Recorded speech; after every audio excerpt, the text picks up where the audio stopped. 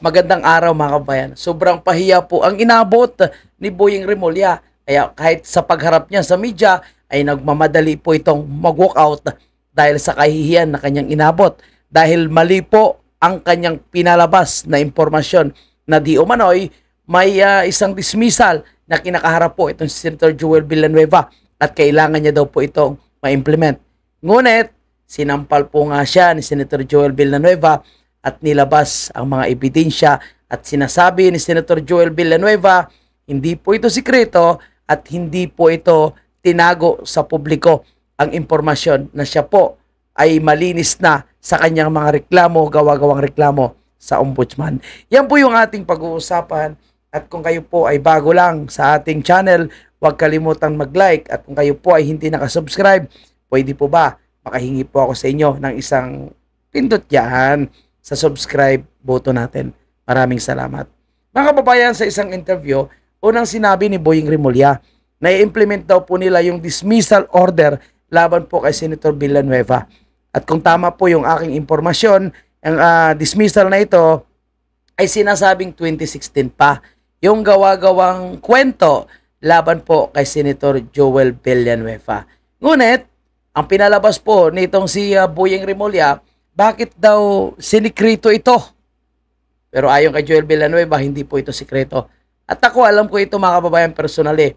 Dahil ilang bisis po na diniscuss ito ni Joel Villanueva sa kanyang speech, sa plenary speech, mismo sa entablado ng Senado, lalong-lalo na nung siya po ay sinisiraan ng isang Dracula. O alam niyo na kung sinong tinutukoy nating Dracula. At sinasabi niya na yung kaso na ina-allegation sa kanya ay matagal na po itong na-dismiss. Ngunit muling binubuhay.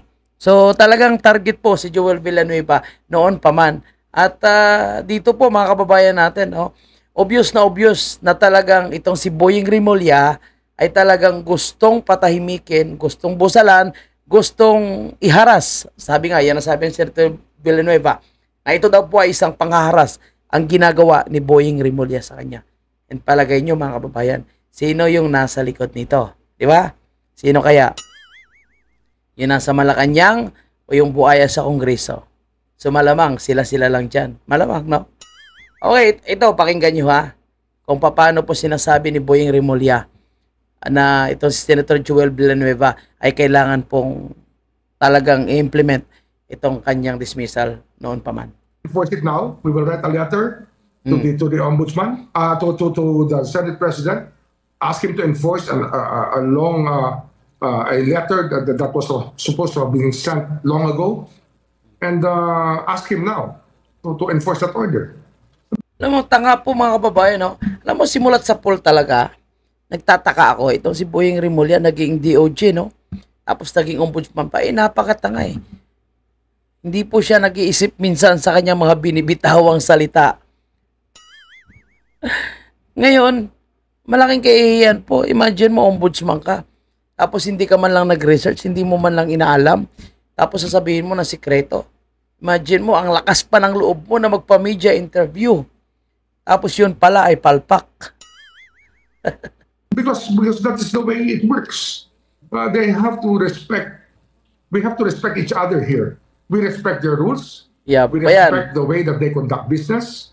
We respect the independence of the Senate. But the design of the government is that the ombudsman is there to protect the people. And protect the people daw ang ombudsman. Siguro sa mga nakaraang mga ombudsman, yes, ganyan po yung kanilang mandato, to protect the people. Pero ngayon, ang mandato po ni Boyeng Remulla, ako, opinion ko lang ito ha, pwedeng magkaiba po tayo ng opinion. Para sa akin, ngayon ang mandato ni Boyeng Remulla is to protect Bongbong Marcos at ang kanilang mga kaalyado. Siyempre, Martin Romualdez and Saldico. Tuloy tayo. We all are there to serve the people. So it has to come to a head soon. That's why. Okay, so yun nga mga kababayan po natin. Kailangan daw po talagang protektahan ang taong bayan, kaya kailangan nila i-impose itong sinasabing dismissal ni Senator Joel Villanueva. Pero napakalaking fake news. Okay, mamaya balikan natin yan mga kababayan po natin. At ipi-play din po natin, ipapakita ko po sa inyo yung nakuha din po natin na video mula sa Senado kung saan noon pa ay sinasabi na po ni Senator Joel Villanueva, of course may mga supporting document po tayo dyan, na magpapatunay na hindi po sinikreto ni Ombudsman Martires ang dismissal ng mga reklamo laban po kay Senator Joel Villanueva. Dahil ilang beses niya po ito sinabi. Okay, so ngayon punta naman tayo dito sa isang topic natin mga kababayan. Dito po sa isang ambush interview, marami po yung naitanong kay Senator Alan Peter Cayetano. Alam nyo, Senator Peter Alan Cayetano is talagang napakagaling po yan, napakatalino. Manang-mana po sa kanyang ama. And alam natin na siya po is mga Duterte, pero lagi niyang pinapanindigan na siya po ay neutral. And iyan po ay talagang lalong nagpapahanga po sa atin kay Senator Alan Peter Cayetano dahil mas inuuna niya pa rin yung kanyang pagiging senador, kaysa kanyang mga kalyado. Kumbaga, tumatayo siya at patas. Kung mali is mali, kung tama is tama. Ngayon, nakikita niya po mga kababayan na tila ba ang pagbabalik ni Ping Lacson ay parang isang cover up o may masama na naman silang plano bakit kailangang bumalik itong si Ping Lacson. Okay, play muna natin ito ha. I welcome ang pagbalik ni Senator Lacson. Pero dalawa lang hinihingi namin. Klarong direction, papunta ba tayo sa mastermind o lahat na lang ng ituro, di ba? Lahat. Yun po yung dapat natin malaman. Klaro ba? Talagang pupunta po tayo sa mastermind o baka naman ituturo lang ay yung mga opposition.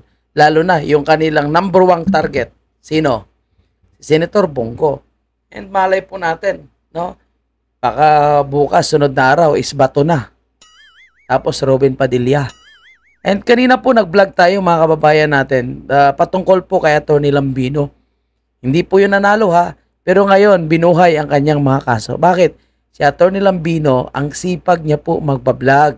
At lagi niyang dinidiscuss yung mga nangyayaring cover up, korupsyon, at mga propaganda at sa buwata ng NPA at ng ibang grupo na mga anti-Duterte. O ngayon siya po ay kinasuhan at sinasabi niya marami pang kaso na inihanda umano laban sa kanya. O yan po, malinaw na panggigipit. Lahat po ng mga kaalyado ng Duterte. And magulat tayo dyan, baka bukas, Senator Alan Peter Cayetano is masama na sa sinasabing kumulimbat ng pera dyan sa flood control. Diba? Kasi opposition siya eh. O tuloy tayo. At saka yun nga, bakit pagka opposition, Agoy. insertion. Pag administrasyon, amendment.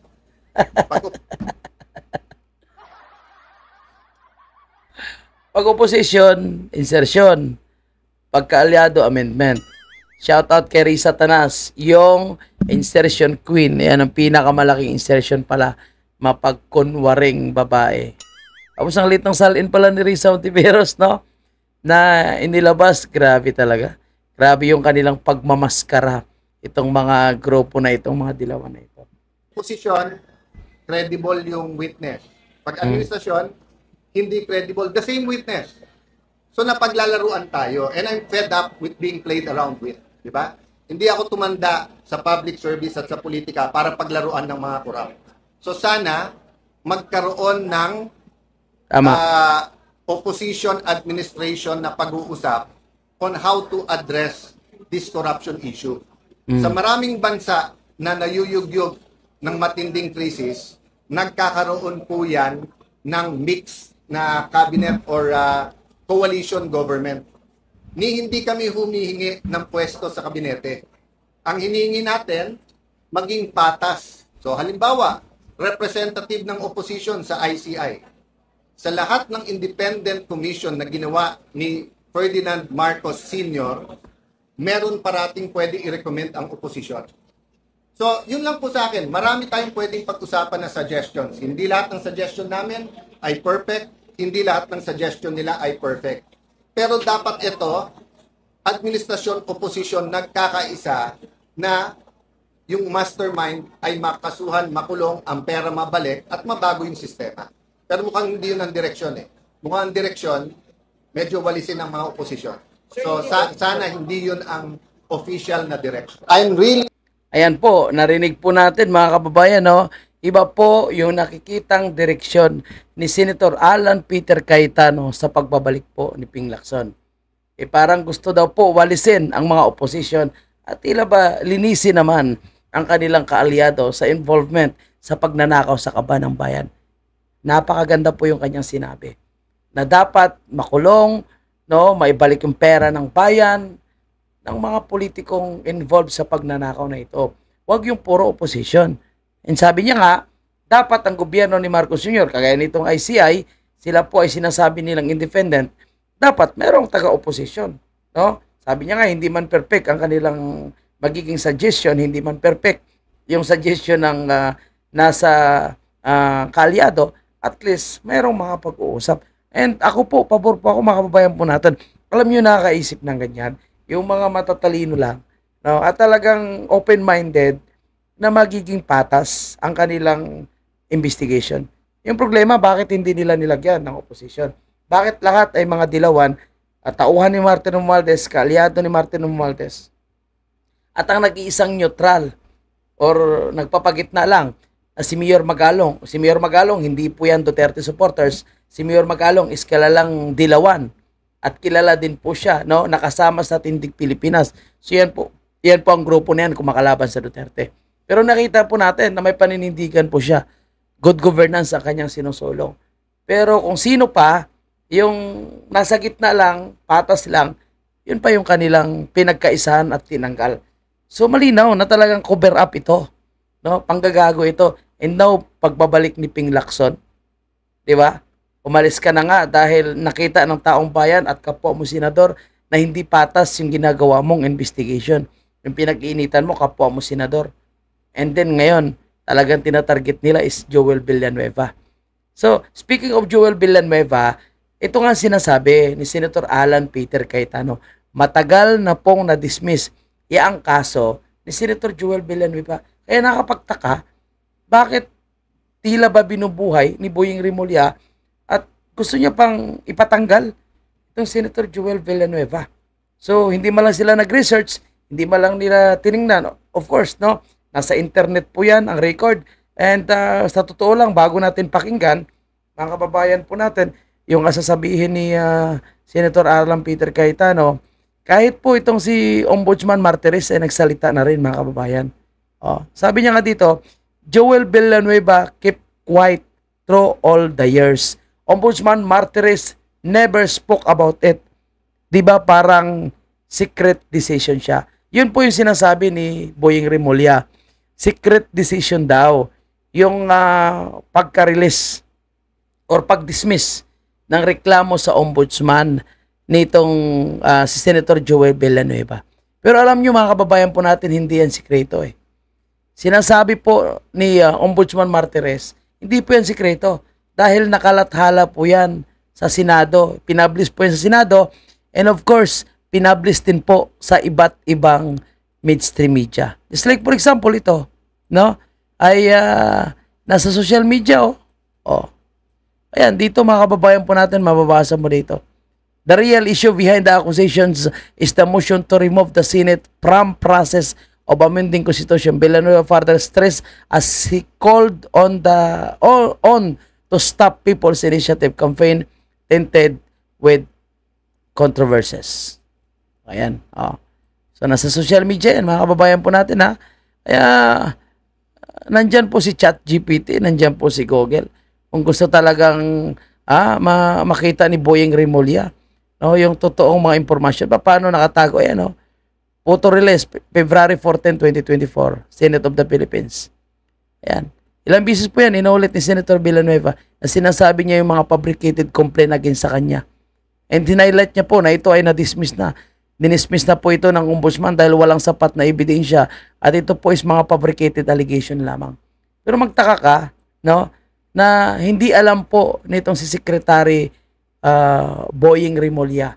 Magtaka ka na hindi man lang gumawa ng research ang kanyang team para sana ma-verified ang impormasyon na kanyang nahalungkat bago pa magpa-press conference. So, sino ngayon yung kahihiyan? Diba? Kung si Bongbong Marcos ay talagang lutang, no? Dip pag nagsasalita. Si Leni Robredo ay lutang, itong si Boyeng Rimulya ay muntanga.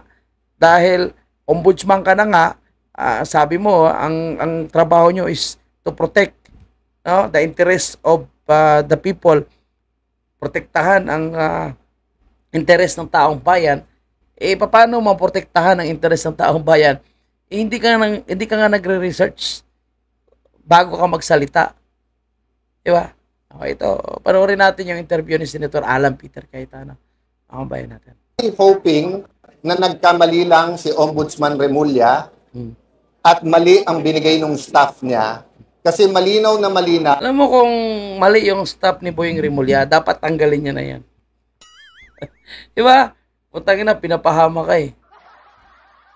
Parang kay Risa Ontiveros din, no?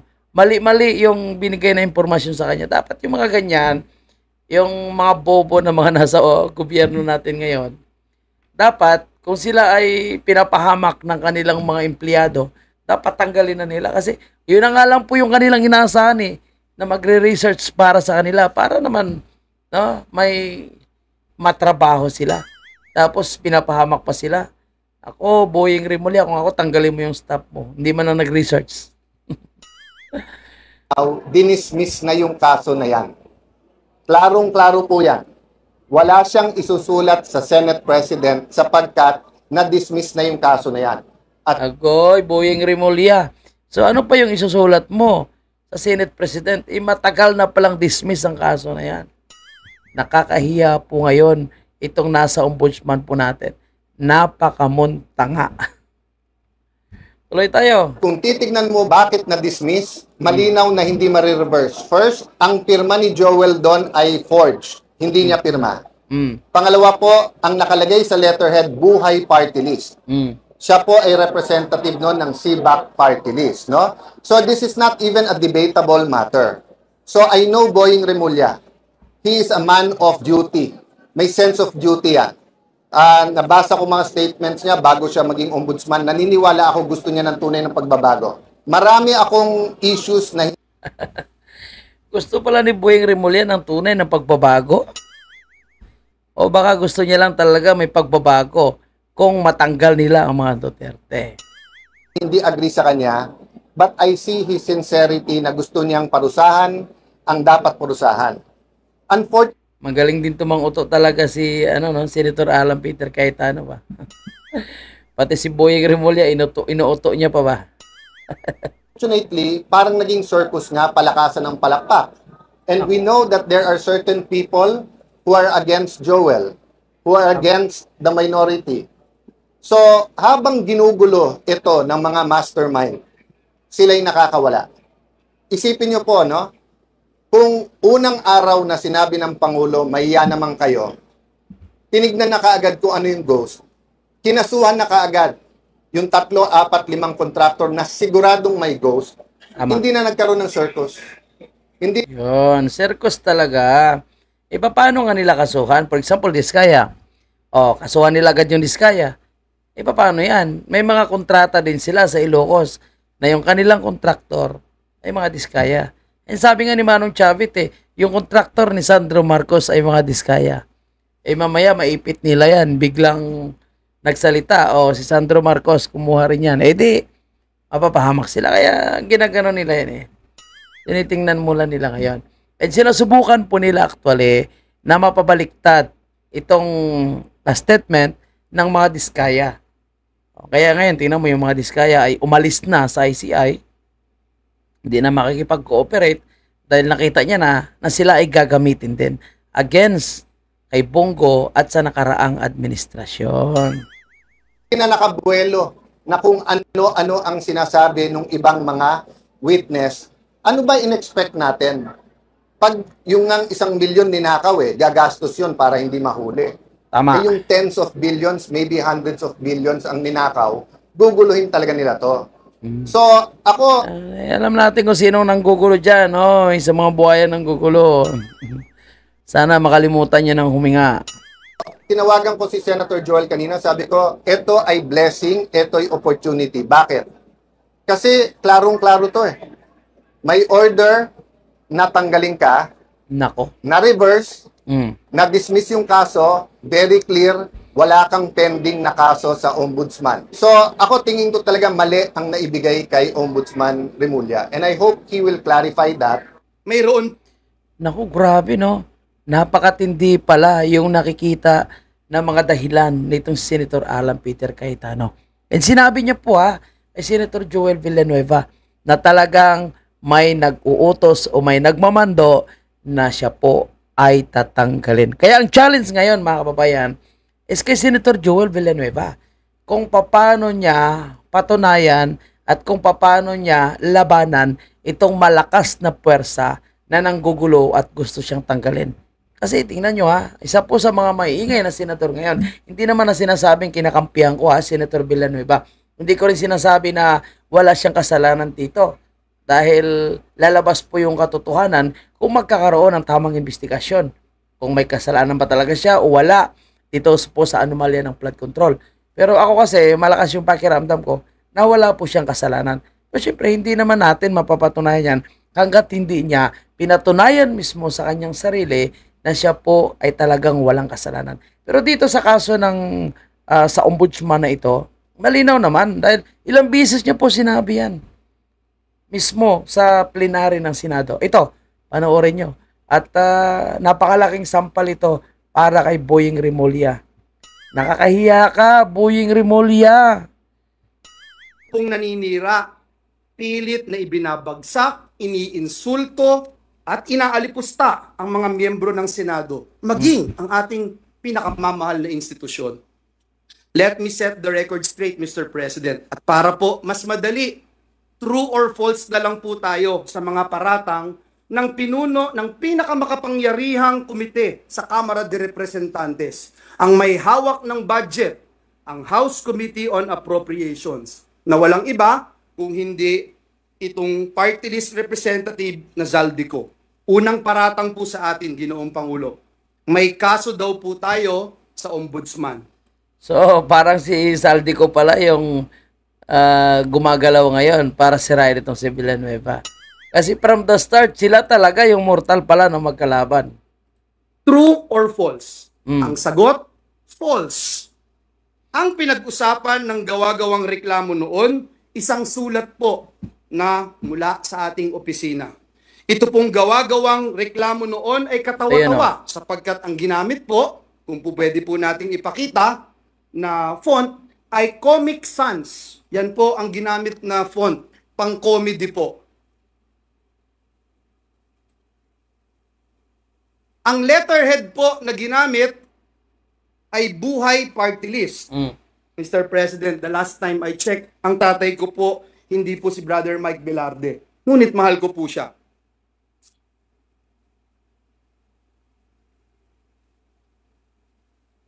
Mismong NBI din po ay nag-certify. Forge, peke, ang firma ni Joel Villanueva. Sana po maipakita natin sa screen yung pong mga binanggit ng representasyon na ito. And we are willing to wait kung hindi pa po ready, Mr. President. Yes, if there are technical difficulties, maybe we can suspend until... Sapagkat ayaw po natin ng walang resibo at ayaw natin ng walang ebidensya. Session suspended for 1 minute. Comic Sans na ginamit. Ultimo po, si King of Comedy, Dolphy, hindi po ginagamit yung... Ayan, Boying Remulla. Grabe, no? Nakakahiya po yung ginagawa mo, Boying Remulla. Ito, lantaran, no? Ebidensya. 'Di ba? Tapos sabihin mo na sinekreto. Gumagawa po siya ng sarili niyang kwento. Ang tanong, magkano ba yung bigayan dyan, Boying? Ganyang font. At higit sa lahat, sana po makita natin yung dun sa taas, representative daw po ako ng Buhay Party List, Mr. President. Mr. President, ito po ay katibayan na nung mga panahon na yon, 2016 pa po ito, Mr. President. 2016 bago pa. ho ako maluklok bilang senador ng Republika ng Pilipinas. Pine-persecute na po tayo, pinararatangan, pero tapos na po ang laban. Noon pa po, na-dismiss na po ang Yun ibinasurang nga. lahat ang gawa-gawang reklamo na ito sa atin. Dinismiss na po ito. Pwede ho bang pakita natin yung dinismiss na po?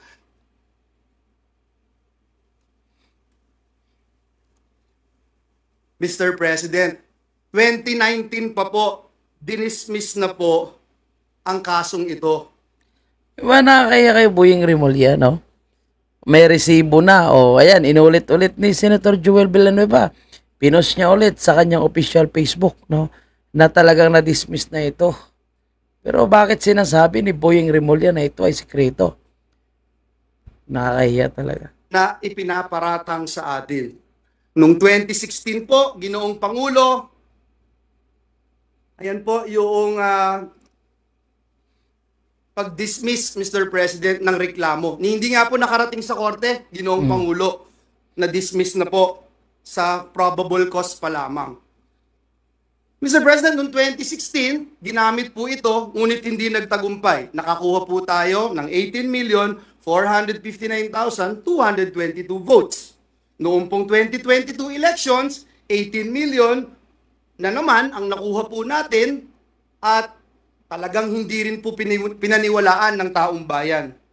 Ang mga paratang na ito na ngayon po ay inuulit ng makapangyarihang chairperson ng Committee on Appropriations.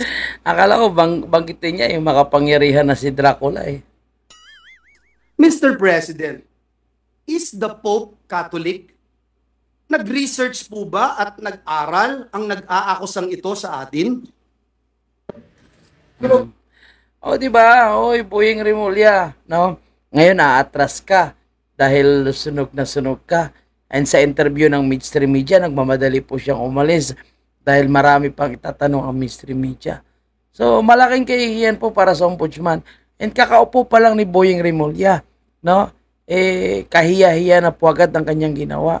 And now, ang kanyang target ay si Vice President Sara. So, ano yung sinasabi niya? Na yung ombudsman ay maglilingkod para sa kapakanan ng sambayan ng Pilipino. Hindi naman kapakanan ng sambayan ng Pilipino po. Mga kababayan, itong ginagawa ni Boying Rimulya eh. Diba? Ito ay naglilingkod kay Bongbong Marcos at kay Martin Romualdez at Saldico. Mas lang siya, yung sinabi ko may gagawin ang ombudsman tungkol dyan. Palusot It's na. a surprise, secret decision. Okay. Paano naging secret decision? Lantaran nga eh. Diba? Ano yan? Public records. So it was a secret, sir? Well, nobody was... Secret kasi hindi ka nagre-research. Anong purpose ng digitalization? Anong purpose ng makabagong teknolohiya, computerized? ChatGPT, Google mo lang, lalabas po yung report na na-dismiss na po. Ang reklamo against kay Senator Joel Villanueva. Hindi mo makita-kita. Raising that issue before, Joel Villanueva kept quiet through all the years. Congressman Martinez never spoke about it. Diba parang secret decision siya? Alam niyo ba yun? Ayan, palusot. Baka makalusot. Siyempre, hindi binalita ng mainstream media. Alam naman natin, pag walang suhol, hindi ibabalita yan.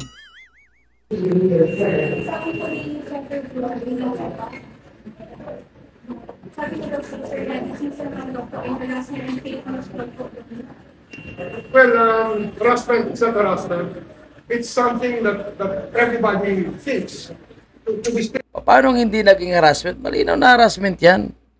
Ang ginagawa ni Boying Rimulya, mga kababayan. Kaya sabi nga ni Senator Villanueva na ito po ay isang harassment, panggigipit, dahil po nakita naman po natin, no, kung sino po yung mga nasa opposition ngayon, ito po yung kanilang pinag-iinitan.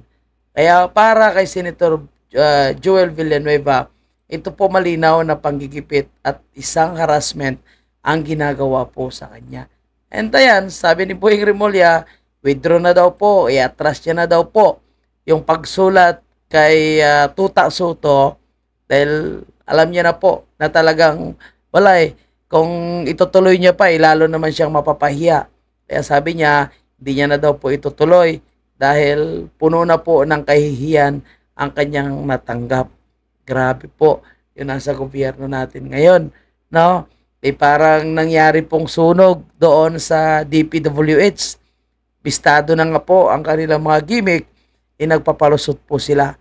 Kaya ang taong bayan, ginagawa na lang po sila ngayong kakatawanan.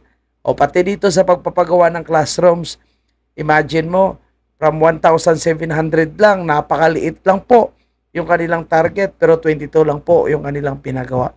Tatay Digong, nakakahiya naman po para kay Marcos Jr., no? Yung pinagawa ni Tatay Digong sa isang taon, 23,357. At yan po yung taong sinisira nila. At yan pong tinatawag nilang mamamatay tao, berdogo, pero kita mo kung paano magmahal sa ating mga kabataan. Magmahal sa sambayan ng Pilipino sa pamamagitan ng pag-priority ng edukasyon. Ito sinasabi ng mga makakaliwa at sinasabi po ng mga dilawan na pinabayaan daw po ni President Duterte ang sektor ng edukasyon. Sa 23,000, pinabayaan pa yan, ha? Ito daw, nakapokus daw sa sektor ng edukasyon si Bongbong Marcos. O, 22 lang yung pinagawa. Nakapokus pa yan. Tatay Digong, pinabayaan pa niya. Paano kung nakapokus pa siya sa sektor ng edukasyon? Baka 100,000 na classroom yung pinagawa. Yan kapal ng pagmumukha yung bumabatikos kay Tatay Digong. Okay, punta tayo dito sa, balikan natin sa usapin po na pinagtatawanan na lang ngayon ng taong bayan, yung mga kasinungalingan at propaganda, cover up na ginagawa po ng nasa gobyerno ni Marcos Jr. Si Soto, ICI, si Boyeng Rimulya, kunwari, sinasabi nila na hindi sila naniniwala na aksidente itong pagsunog po ng building ng DPWH. Pero palagay niyo po mga kababayan, kung ito po ay pinalano, kung talagang sadyang sunugin, hindi ba alam ng mga kasabwat ngayon ng nasa gobyerno? Hindi ba alam ng mga kasabwat ngayon sa cover up at pagtatakip ng mga anomalya ng mga congressman, kontraktor at itong mga puno ng talagang korupsyon sa ating bansa? Martin Romualdez, Saldico, and administrasyon ni Bongbong Marcos. Kaya para po sa dating MMDA officer na si Edison Bong Libriha, ang sabi niya dito, basahin natin, no? Sa US daw ay pinag-uusapan na yung AI, super intelligence. Sa atin, computer na sumabog, inaalam pa kung di gas, di oling o LPG. Akala mo, no, nagbibiro lang itong si dating MMDA officer Bong Revilla. Pero sa totoo lang, mga kababayan po natin, totoo yan. Ang ibig yan sabihin, paano nila maluluko ang taong bayan na sumabog yung computer? Pusang gala, yung sa mga call center, yung laptop nga natin, halos 24/7 yan.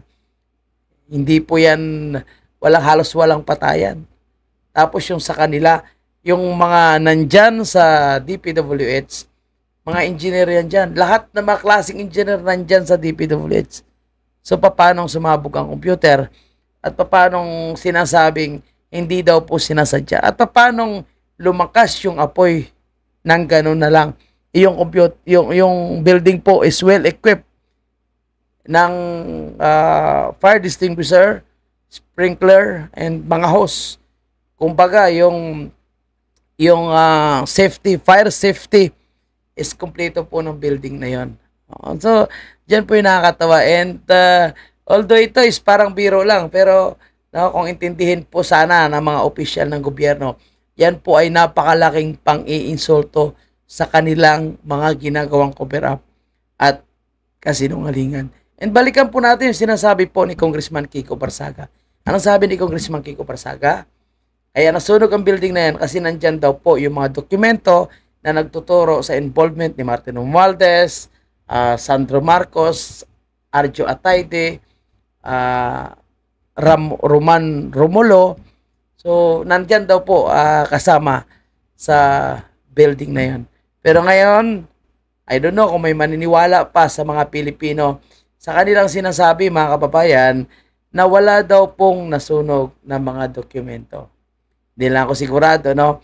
dahil sa kanilang ginagawang puro cover up, parang imposible po mga kababayan po natin, no, na walang nasama dyan. Anyway, sa pagpapatuloy ng ating reaction video, ito, basahin ko lang, no, yung ilan sa mga nandito po, naka-plus sa ating screen. Okay? So, kagaya ng ginagawa nilang panggigipit ngayon. Kasi yung discussion po natin, lahat halos konektado Ang panggigipit ng ombudsman, panghaharas ni Ombudsman Boyeng Remulla dito po kay Senator Joel Villanueva, yung sinasabi niyang istadihan yung reklamo laban kay BP Sara, yung kasong ombudsman laban kay Senator Bongo, lahat po ito dahil hindi nila matanggap na babagsak na ang kanilang organisasyon. Palubog na yung barko na sinasampahan ni Bongbong Marcos at ang mga buaya na kanyang mga kasabwat. Kaya para po sa isang kilalang journalista, veterano, sinasabi ng mga kalaban na ito daw po ay laos na. Pero talagang namamayagpag at ito pag nagsasalita, talagang nasasaktan po sila. Yung mga congressman nga, binabanatan niya. Kaya lagi siyang kinukulout sa mga hearing. Di ba? Ito sabi niya, paano naging mastermind sa flood control scam si Senator Bongo hindi nga siya pumirma sa BICAM report. Di ba? Walang insertion at hindi po siya pumirma sa BICAM report. Hindi siya nahatdan ng malitang basura sa kanyang bahay o condo unit. Hindi siya nakabili ng bagong jets, chopper, wala siyang biniling mansyon sa Forbes at Dasma, sa Cebu at sa Agusan, sa France at Italy. Wala rin siyang Mercedes-Benz, Rolls-Royce at Cadillac Orange Rover. Yon, di ba? Kasi yung mga binabanggit po ni Jason sa mga kababayan po natin na mga bagong nabili na ayan, mga mamahalin po, no? Yung nagmamayari dyan ay mga buayang kawatan at yung hinatira ng mali-malitang pera. Pero ang kanilang dinidiin ay Senator Bongo na wala namang ginagawang corruption, hindi nagnanakaw, hindi nagtatrabaho lang, no? At tumutulong lalo na sa mga nasusunugan. Kaya kung nasusunugan kayo, alam nyo na kung sino ang inyong malalapitan, Senator Bongo. Ito pa, ulitin lang po natin. Sabi nga ni Senator Villanueva, no, na harassment ang ginagawa ni Boyeng Remulla. Kaya sana Boyeng Remulla, mahiya ka naman sa balat mo na kulubot na, no, at sa sarili mo na mukhang isang uod na lang ang hindi pa pumirma. Tingnan natin kung may makita pa po tayo ditong mga pwede nating isama sa discussion na related. O ito, okay. So, talagang yung mga anti-Duterte ngayon at mga laos na at kumbaga hindi na pinagkakatiwalaan ng taong bayan kagaya nitong si Gordon, nag-iingay ngayon, no? Nakikisawsaw ang gagong si Gordon. Imagine mo, no? Obvious na kasabwat po sila ngayon sa pagpapabagsak sa mga Duterte. Imagine mo yung Parmali, binuhay nila yung issue ng Parmali na ilang bisis na po yan na binabasura o bubuhayin daw po ngayon ng ombudsman. Alam mo sino nag-ingay dyan? Itong si Gordon, nalaos na. Nagpagawa daw ng swimming pool doon sa mga nilindol. Inuuna pa kaysa pagkain at pangailangan ng mga nilindol. Anyway, sabi niya dito, biglang lumabas yung clearance si Senator Joel Villanueva. Halatang halata. Talagang may impunity na yan. Paano clearance? Kaya nga humingi ng clearance si Joel Villanueva dahil alam niya na siya ay ididiin sa kanyang sa mga fake allegation laban sa kanya. Yun po ay paghahanda niya. At hindi naman po yun binigay sa kanya dahil para bigyan siya ng impunity. Yun ay hiningi niya, which is totoo naman dahil na-dismiss na yung kanyang kaso. Wala laos na, no? Gusto pa ulit tumakbong senador, ayaw na ng taong bayan, namimilit, kaya ngayon nag-iingay. Hoy, Gordon! Manahimik ka na lang dyan. Okay, last, sirain ko muna yung araw nyo. Ito po, no? May kakampi na ngayon, si Liz Satanas, si Tariela, no? may mga tagapagligtas na ngayon na makikipaglaban daw po sa West Philippines. So, ito si Gadon. No, ngayon sama na sila ni Lisa na makikipaglaban doon sa West Philippines dahil pareho na sila na miyembro ng Coast Guard. So, dapat kay Gadon, no, wala namang purpose si Gadon bilang sekretary nitong poverty alleviation na ito or advisor ng poverty alleviation. Dapat dito na lang siya i-assign, doon na lang si Gadon i-assign sa West Philippines kasama si Lisa Tanas kasi pareho silang si Coast Guard at si Tariela at sila doon magbabantay sa West Philippines Anyway, yan na po yung ating update mga kababayan. Pagpasensyaan nyo na dahil sa katapusan ng ating video mukhang sinira ko pa yung inyong modo dahil nakita nyong walang modo at walang kakwenta-kwenta na si Gadon, no, at nagsasayang po ng pera ang gobyerno sa pasahod sa bubong, no, na disbar na na disbar na abogado. Okay, maraming salamat at kung kayo po umabot sa video ito, sa dulong ito, huwag kalimutan mag-like at kung kayo po ay hindi pa nakasubscribe, paki-subscribe naman mga kababayan natin. Maraming salamat po at salamat sa walang sawang pagsusuporta dito po sa Kababayan Page.